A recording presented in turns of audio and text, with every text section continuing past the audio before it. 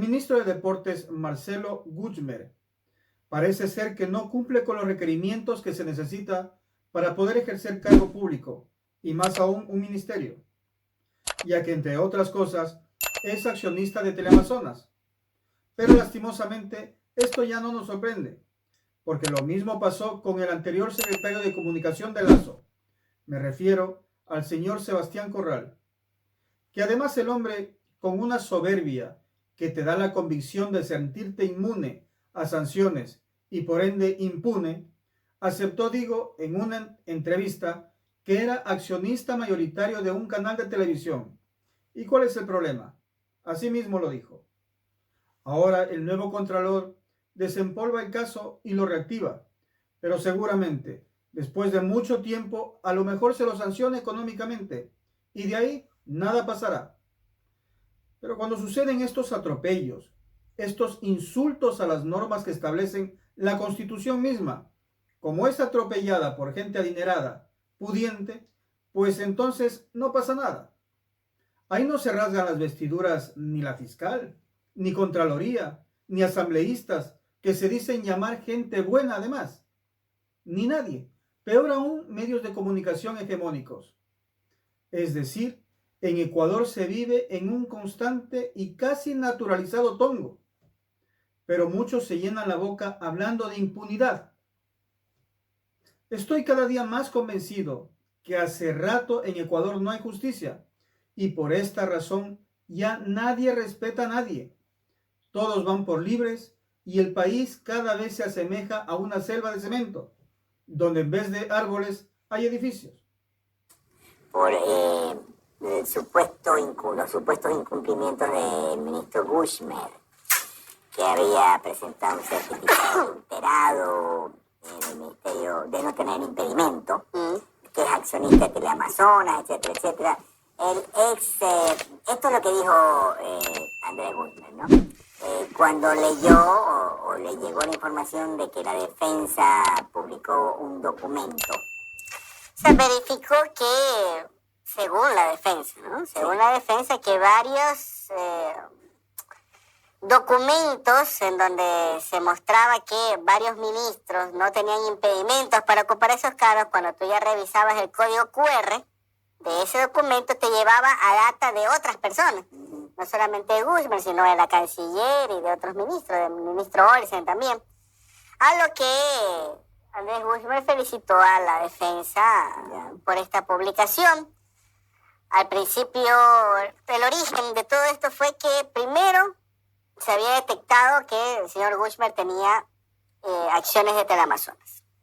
Después, cuando él salió a decir yo no soy accionista, se descubrió que tenía impedimento por deuda con el Instituto Ecuatoriano de Seguridad Social. Eran dos motivos de la novela. El tema es que ya en estos momentos, cuando uno ingresa a la página del ministerio, sale que no tiene impedimento. Hoy va a estar en Contraloría. Dijo que iba a estar en Contraloría. Vimos el video. El video está en la número 19. No llega todavía a la sigilosa, ¿no? Todavía no está. Está pasando el peaje. Todavía. El ministro de Deportes, por medio de su red social X, desmintió registrar impedimentos legales para ejercer su cargo. El ministro del Deporte, Andrés Guzmán, registraría impedimentos legales para ejercer cargos públicos, esto según un documento que consta en el portal oficial del Ministerio de Trabajo. La causa está en adeudar a entidades del sector público, en especial al Instituto Ecuatoriano de Seguridad Social, IES. El ministro aludido, a través de su cuenta social X, lo desmintió y aseguró que cumplió con los trámites necesarios para su ingreso al gobierno. El secretario de Estado aseguró que este miércoles incluso irá a la Contraloría General del Estado, donde solicitará un examen especial de su incorporación con el objetivo de ratificar sus credenciales originalmente expedidas. Según la Ley Orgánica del Servicio Público, consta que si en la declaración patrimonial juramentada de inicio de gestión la persona detalla la deuda y un convenio con facilidades de pago entre el deudor y el acreedor, no habría problema alguno de que ocupe un cargo público. Sin embargo, el ministro Guzmán, en su declaración juramentada, habría señalado que no se encuentra inmerso en ninguna causa legal de impedimento para el ejercicio de un cargo. Cabe la pena señalar que el ministro también tiene actualmente acciones en un canal de televisión del país.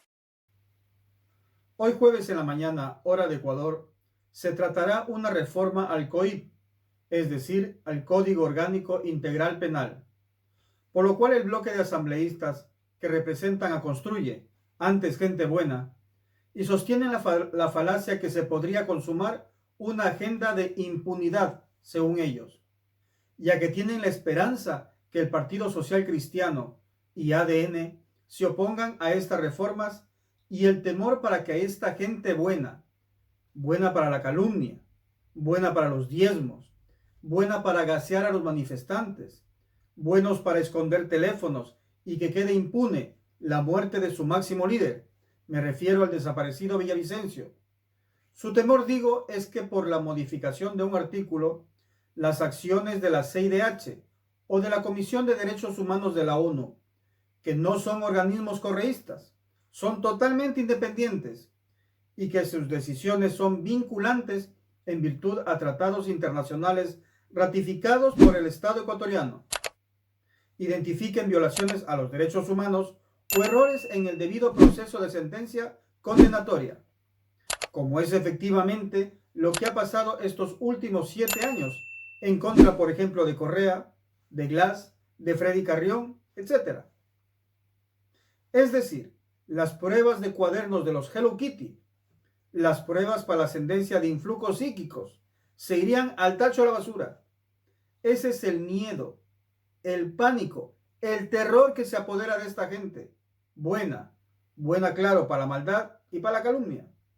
If this kind of violence, if this kind of economic collapse continues in your country, could we see another snap election of some kind? Could Rafael Correa return? Unfortunately, no. In the short term, the snap election is not possible because we have to complete the period that Lasso left unfinished. But there will be an election next year, a year from now, in February of 2025. Of course, we intend for Correa to be our candidate. You're not contesting the election next year? Well, we have a parity requirement in Ecuador. It has to be a man and a woman, whether it be a presidential or vice presidential candidate. And as our intention is to have Rafael Correa on the ticket, I would not be able to participate. So, but of course, Correa is now forbidden to participate in the Ecuadorian political system in formal terms, unless we have judicial decisions that we hope arrive promptly, especially from the United Nations Human Rights Commission, from the Inter-American Court of Human Rights, and restore Correa's capacity to be a candidate. Y como es costumbre de la derecha, que ahora mismo está paniqueado, usando la jerga popular, es decir, llenas de pánico, arman el framing a través de los canales de televisión y atacan por todos los flancos. De esta manera, compañeros del difunto, su viuda, sus hijas, sus socios, todos disparan a matar al mismo objetivo. Cuando insisto, si en verdad ellos tendrían la intención de clarificar la desaparición de Villavicencio, rápida y fácilmente lo harían con la información de su teléfono. Pero es que ahí seguramente hay información que les compromete a todos los gente buena. Tenemos fe que la Fiscalía está haciendo un trabajo adecuado con el tema del caso Metástasis, con los chats entre Norero, Jordán y Aliaga, que fue el operador político además dentro de la Asamblea para sancionar a Fernando. Hay que recordarle a la ciudadanía que cuando Aliaga era asambleísta, fue el operador de estas personas e hizo que Fernando Villavicencio sea sancionado con 30 días de suspensión y no pueda participar de la Asamblea.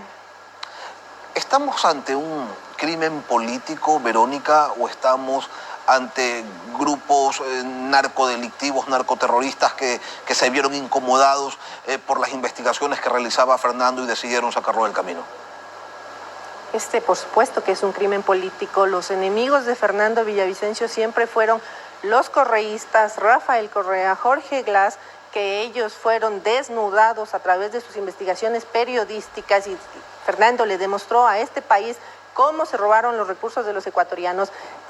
Estas personas siempre le vieron como una persona incómoda a Fernando, jamás iban a permitir que llegara a la presidencia de la República porque les advirtió que iba a darles con todo. No, él solamente no solo iba a reestructurar la policía, iba a reestructurar las Fuerzas Armadas, iba a tomar el control de los puertos, además, que es un foco por donde sale el narcotráfico ahora. Así que sí, este es un crimen político de la narcopolítica de este país, y la organización delictiva que tiene representantes en la Asamblea y en la comisión que investiga su asesinato, lo único que han hecho es entorpecer las sesiones de la comisión. Verónica, ¿qué pasó con las recompensas que se ofrecieron en su momento por información relevante sobre el crimen de Fernando Villavicencio?